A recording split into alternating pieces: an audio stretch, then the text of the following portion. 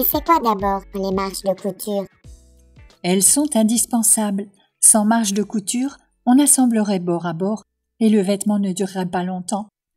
Afin de pouvoir coudre les pièces de tissu entre elles, on laisse donc un surplus de tissu en deçà le trait de couture pour assurer la solidité.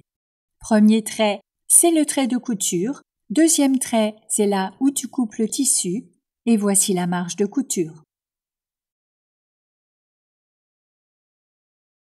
Si les marges sont incluses et que l'on te dit de coudre à 1 cm du bord, suis les instructions aveuglément et tout devrait bien se passer. Bah alors, c'est bien ça, non? Oui, si le patron est pile à ta taille. Mais si tu dois le modifier, cela peut se compliquer singulièrement. D'autant que certains patrons incluent les marges de couture, mais ne les représentent pas forcément sur le tracé. Et là, ça peut vite tourner au cauchemar. Avec un patron sans marge de couture, tu dois en tenir compte et tracer ces marges correctement. Cela prend un peu plus de temps, encore que. Mais au final, c'est toi qui choisis la largeur des marges en fonction du type de couture que tu choisis, et ça c'est important. Comment ça?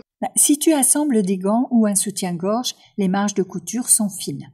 Mais pas partout. J'en parle en détail dans mes DVD. Si tu assembles une jupe ou un jean, ou même une fermeture à glissière, la largeur sera encore différente. La nature du tissu va conditionner ces largeurs.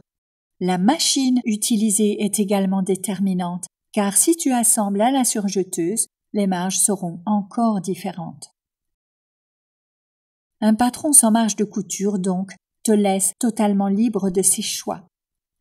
Comme tu le sais, Zouzou, je n'enseigne que le sur-mesure, et les patrons que je présente ne comportent jamais de marge de couture, pour pouvoir, justement, modifier facilement le patron, d'une part, et aussi parce que cela permet de mettre en œuvre différents types de couture, d'autre part. Bah oui, mais comment je sais quelle largeur donner? Le secret est de faire des essais avec ton nouveau tissu. Teste différents types de couture afin de savoir ce qui rendra le mieux. Ainsi, tu sais quelle largeur donner aux marges de couture. J'en parle dans le DVD assemblage. Oui, mais je prends quoi pour tracer? Eh bien, nous verrons cela la prochaine fois, mon zouzou. Je te rappelle que sur le site, tu as accès à nos formations, en ligne ou en DVD. Ouais, bah, je suis au courant, hein. Ça va. C'est par ici qu'il faut cliquer, si tu veux pas rater ta vie. Zouzou. Bah quoi?